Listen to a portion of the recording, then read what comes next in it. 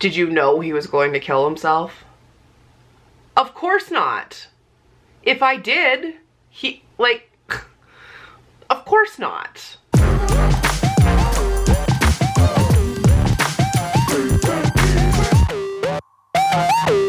Welcome to another episode of the Mareathon. Life's not a sprint, it's a marathon. Thanks for hanging out today.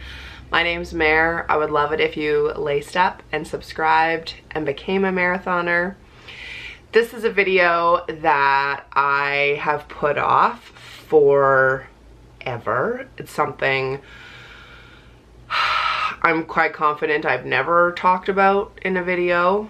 It's something I get a lot of questions about in DMs and private messages, but I've put off doing it and I have always felt very uncomfortable talking about it. But today's the day. So I just want to preface this by saying this is just my experience. I don't mean this to be offensive. I don't mean this to be anything but my truth and my story and my experience. And I share it because I get a lot of questions and I know that this is something that affects a lot of people. And so many of you are going through this in one way or another.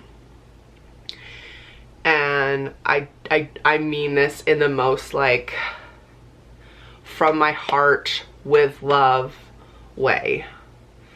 Today is May 23rd and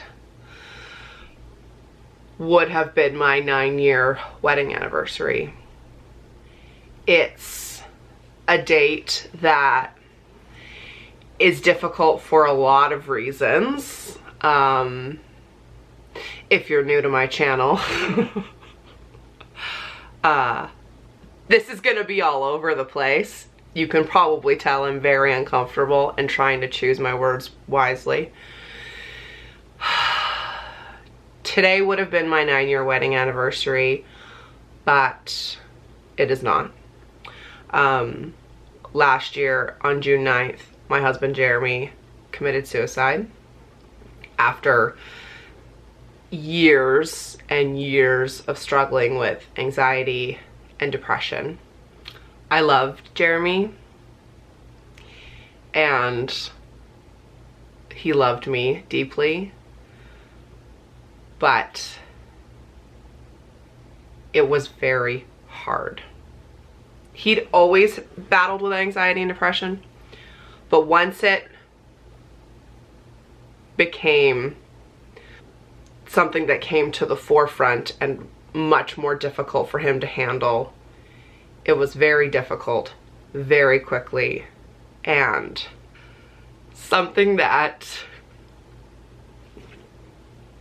nobody really talks about, but I get messages about a lot, is what it's like for a spouse to be married to someone who suffers with mental health. And the reason why I'm so hesitant to talk about it is because I would never want someone who's struggling to feel worse about it. If you're someone who's struggling with anxiety or depression, this is just my story. And I never talk about this because I never talked about it when Jeremy was alive, because that wasn't the focus. The focus wasn't me. It wasn't my well-being. It was keeping Jeremy alive. And I don't say that to be dramatic. I say it to be true. For 2+ years, that was what I took on to be my job. And of course I did. I love him. I loved him. He was my husband, the father of my son. I wanted to see him do well. I wanted our marriage to work. I wanted our life to be full and thriving, and I wanted him to be happy. And he worked very hard at his mental health. If you've watched my channel for any number of years, you know this. And I know that because he worked so hard and did so many things, his suicide hit so many of you that much deeper. And I know this because I've talked to you in person or I've gotten messages from you about it. But no one really talks about the spouse or the parent if your child has is going through mental health stuff, or the caregiver, if you will. And it's something that I've never talked about because I never want someone who's suffering to feel worse. And it's not something I didn't ever talk to Jeremy about it. It was over 2 years after the first time I got a call from him saying, I think I'm gonna hurt myself. It was 2 years later that I actually said to him, I don't speak freely. I don't tell you things. I walk on eggshells because I'm trying to protect you and protect your mental health. Whether you're caring for someone with mental health or cancer or addiction or alcoholism or any number of things, special needs, like I have a son with special needs, there is that caregiver aspect and that caregiver burnout, or like you're never a priority, or at least in my case, again, I'm just speaking from my experience, it was always Thomas and Jeremy, and that was just life. And you saw it take a toll on me. I hid it pretty well. There are probably 3 people in the world who actually know how hard it was. And that was like the number one comment I got after Jeremy killed himself, even from my family, like, wow, we had no idea it was this bad. Because I was just in it. Like, it was just a constant, like, take care of Thomas, take care of Jeremy, take care of the house, like, just, you know, take care. And I was preaching self-care, and I was, like, trying to take care of myself, went vegan, was trying to get healthy, was trying to lose weight, was trying to exercise, trying to be social and have a career and start a business. But unless you've done it, clearly it is very hard to articulate the toll it takes on the person who is taking care of the other person. And again, I feel really weird talking about it because I would do it again a million times over, of course. I was about to say I would do it better and he would still be here, but I know I did everything I could, and still. And he did everything too. There's nothing that he didn't do except on that last day, you know? I just mean, like, didn't tell me that it was, that was going to happen. A weird question I get is like, did you know he was going to kill himself? Of course not. If I did, of course not. But it was a real threat for 2.5 years.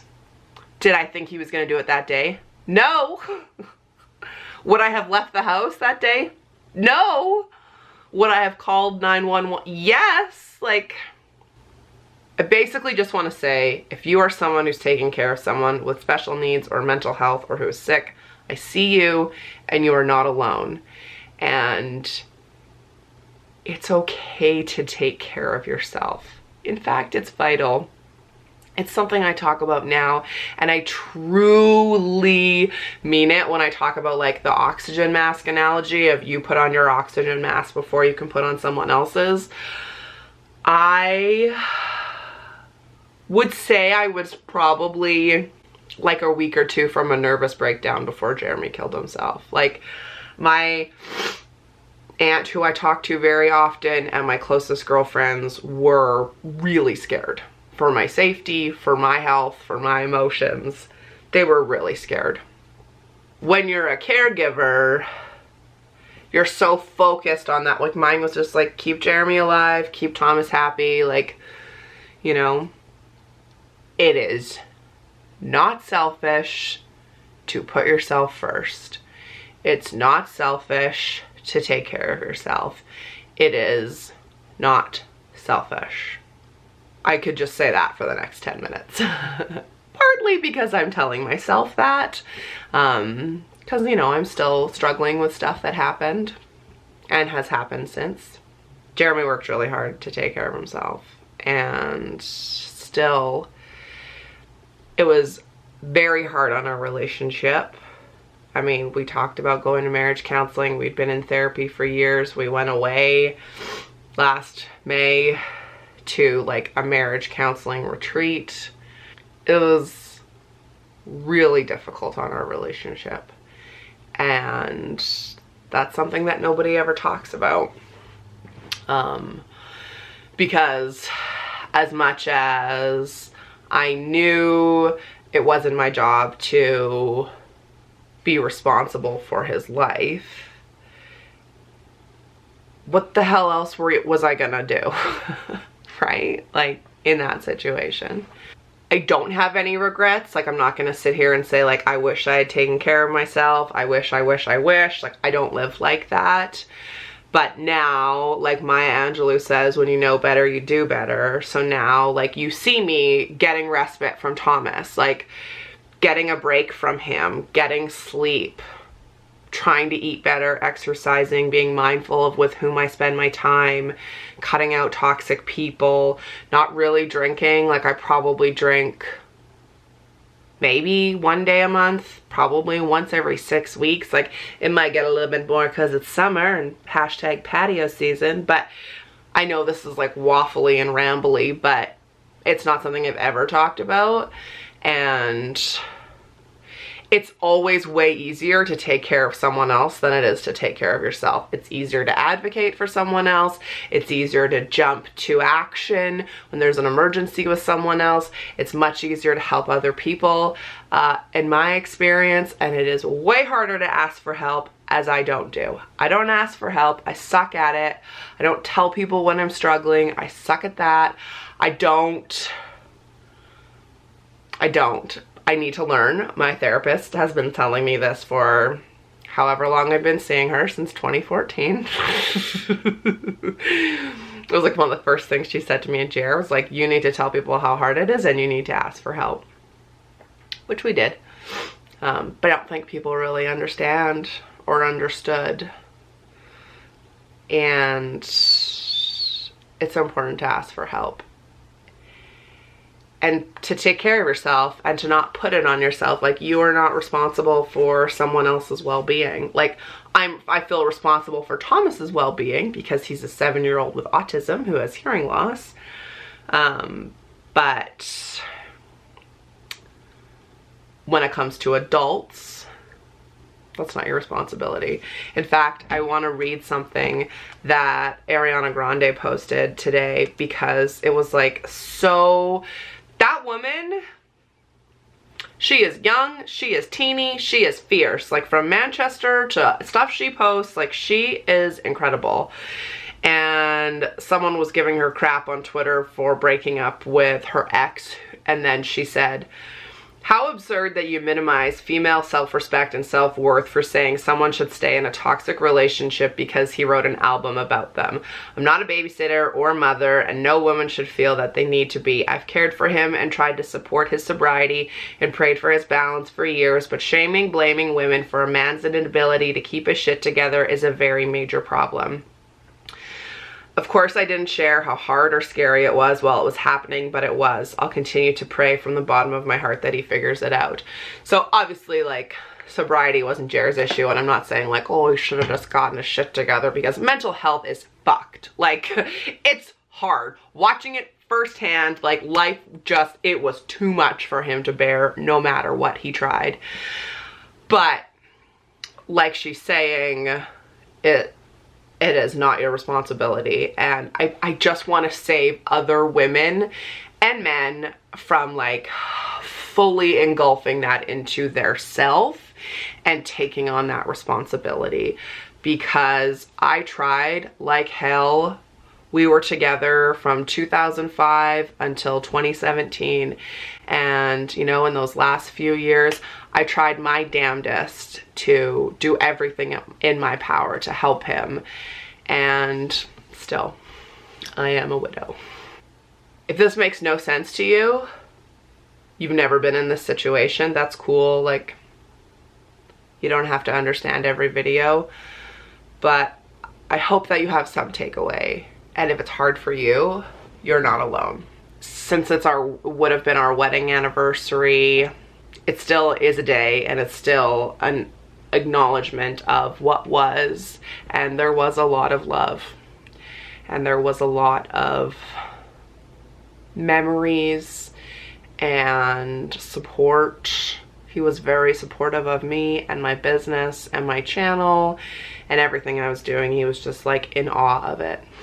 So in conclusion, this was super rambling, but if you are with someone who's struggling with mental health stuff, or who is sick, or who, you know, is an alcoholic or has addictions, it's very noble for you to help. And of course you would help, but take care of yourself and know that you can only do so much. And they have to take responsibility as well. But this is something we need to talk about. And clearly I've just like skimmed the surface, and I don't really know what I want to say or how I want to say it or what you even want me to talk about. But I know there's lots of you who are in the same boat as me. And just take care of yourself, please. So that's it for today. I cannot do short videos. It's just not in me. It's just not in me. So thanks for watching. Please lace up, become a marathoner, subscribe to this channel. Life's not a sprint, it's a marathon. Please take care of yourselves, and I'll see you tomorrow. Bye.